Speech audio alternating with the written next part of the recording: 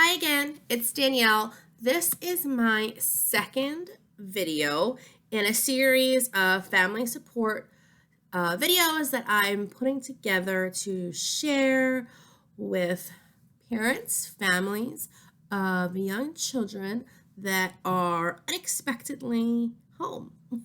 So, I'm a behavior analyst and a director of behavior support at Easterseals of Southeastern Pennsylvania. A lot of what I do at Easterseals is focused on positive behavior interventions and supports, PBIS.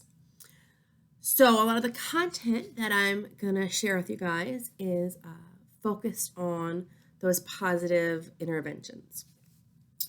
Last time you guys saw me in my first video, we talked about building relationships with kids using the 5-to-1 ratio.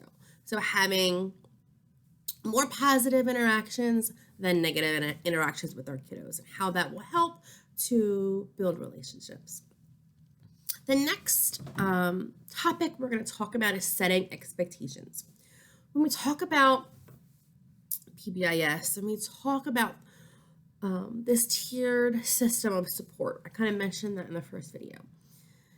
Relationships and environment make up this bottom tier of support because knowing kids and setting up an environment that is supportive to them is so important.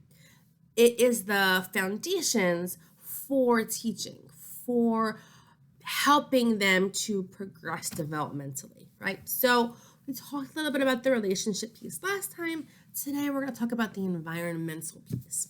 So how can we set expectations at home? It's new territory, right?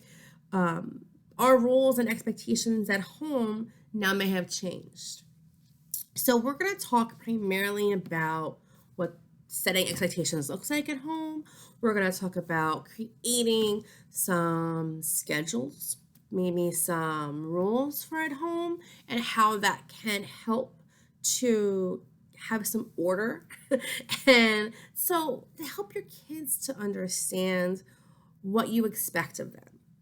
If we don't express to them, if we don't tell them, if we don't help them to understand what we expect, then we can't expect them to meet those expectations, right? So I was thinking about topics for this video, and I knew I wanted to talk something about environment. And over the past day or two, there has been an overwhelming amount of content pushed my way. As a parent, as an educator, there is a lot out there, right? There's different educational websites, games, different curriculums, different webinars, live streams, right? There's so much out there right now that it is challenging to decipher as a parent what to do with your child. So I'm going to give you guys a few simple tips when you're thinking about what should I even be doing, okay? So first thing you want to do is set a schedule, okay? So some people love schedules and some people are like, no, we're home. Like, I don't think that's really necessary. So regardless of what your expectations are of your child, okay, you might have high expectations that they are going to have a lot of learning opportunities throughout the day, or you might just say, we're just gonna hang. I'm gonna kind of let them play, get outside, okay?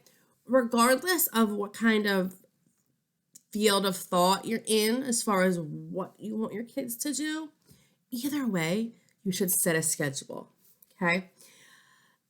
Because we want to teach our kids what is the new normal, what is the new routine for being home. So your schedule might look something like my son's. I'm going to show you this. Now remember, he's 5. does not have any special needs. So this is his schedule. He is learning how to read. So I didn't use any pictures. We kind of wrote this out. I went over it with him. He can read most of it. But we are a slow to rise family. Okay. So our morning schedule, we kind of ease into our day. 9 to 10. I have that as our get up time, eat breakfast. He's used to watching a show in the morning, so I do give him 30 minutes of screen time. Now, if he gets up before this, it doesn't increase his amount of screen time, right? I just let him play for, some extra time in the morning. Then come 10 o'clock, if we haven't already, we're going to start getting dressed. Okay, we're going to get washed up, wash our face, our hands, brush our teeth. We're going to make our bed. Okay, and then we get into some of his lessons. Like I said, he's learning how to read, so we work on phonics and reading. I built in some movement breaks, some outside time. Okay, as you can see, there's more break time and movement time in our schedule than there actually is content. And I'm okay with that for now. As long as we hit some of those areas and he has a routine, I'm good with it. Like I said, every family is going to have their own expectations of what they think their day should look like. And that's okay. Okay. I will just give you a couple suggestions. Make sure whatever your schedule may be, if it looks like this, or if it's super simple, like we're going to wake up, brush our teeth, eat breakfast, we're going to play, we're going to have a snack, we're going to go outside, we're going to have lunch, we're going to have a nap, right? It's a totally different type of schedule than this, but it's okay. And that might be very appropriate for a 3-year-old, okay? Regardless, okay, you want to just make sure your schedule is developmentally appropriate as far as the amount of time you are scheduling for each activities, okay? If you have a 3 to 5-year-old that might have a developmental delay or ADHD, autism, right, you have to think about attention span, okay, and their play skills. If your child does not have developmentally appropriate play skills, you can't expect them to play appropriately in a room full of toys for an hour, right? Because they don't know how to play, right? They might need you to sit with them and teach them and model and show them how to engage appropriately with their toys. And if you're not able to do that, then maybe an hour of playtime on your schedule isn't developmentally appropriate, okay? So think about that. Think about what is appropriate for your child. Think about their attention span, okay? The latest calculations for attention span, I think they always change, but it's 2 to 3 minutes per year of how old your child is. So like my child is 5. So attention span for him could be like, 10 to 15 minutes, right? But it depends, right? I think it even goes higher. It can even go higher than that. So listen, don't expect your kids to sit for more than, if we're talking about a 3 to 5 age range, in program, we say more than 20 minutes. Okay, that should be the max for some of these activities. Okay, I know for my son especially, I know in kindergarten, he sits longer than 20 minutes, or he's expected to sit longer than 20 minutes. But I know just seeing him at home, like he's not doing that. So I've been allowing him to be flexible with our seating arrangements. He can stand and do his work. Today I was playing with the baby on the floor, and he was at the table, and he came over to us, and I was like, all right, I can't blame him. We're over here. So I'm like, why don't you bring this little table over? And then he sat with us on the floor and completed his work. So I think we need to be flexible when it comes to like our seating arrangements as well, when we're thinking about what we're expecting of our kiddos to be doing and completing. Also, if I showed you guys the schedule, and I have a lot of built-in movement break time for Joey, my son. Play is so important, you guys. Play and movement. The kids gotta be moving. A good resource is Go Noodle. I will link it. I'm gonna give you guys some additional resources. I'll link that for you. It's a great website with a lot of different movement activities for your kids, but you could just have a little dance party. We did that one day outside. We can just go play outside, right? Let the kids run around if you have the ability to do that. Build in that movement for them, okay? And again, this sort of written schedule might not be appropriate if you have a younger child. If they don't know how to read, you might want to use a visual schedule with pictures, or you might want to even use actual objects, right? Like for some kids, if you're still working on potty training, right, that bathroom time is going to be a big part of your day. So bring them over a diaper, right, an actual object of what's happening, and say, oh, it's time to go to the potty, and you're going to bring them to the bathroom. I will also link some sample visual schedules for you guys so you can see what that looks like. But you can honestly Google image, right? Pictures. You can take pictures on your phone, print them out, or you can even use your phone to say, okay, there's a lot of like schedule apps. I would say don't spend a ton of money. I've in working with excuse me, younger kids as well as older kids, sometimes you can just take pictures on your phone of what the activity is and then just swipe through the pictures, right? Okay, now it's time for lunch. You have a picture of what their lunch is going to be or what it was yesterday, right? Now it's time for outside. You've just snapped a picture of outside, okay? Keep it simple, guys. Don't stress yourselves out.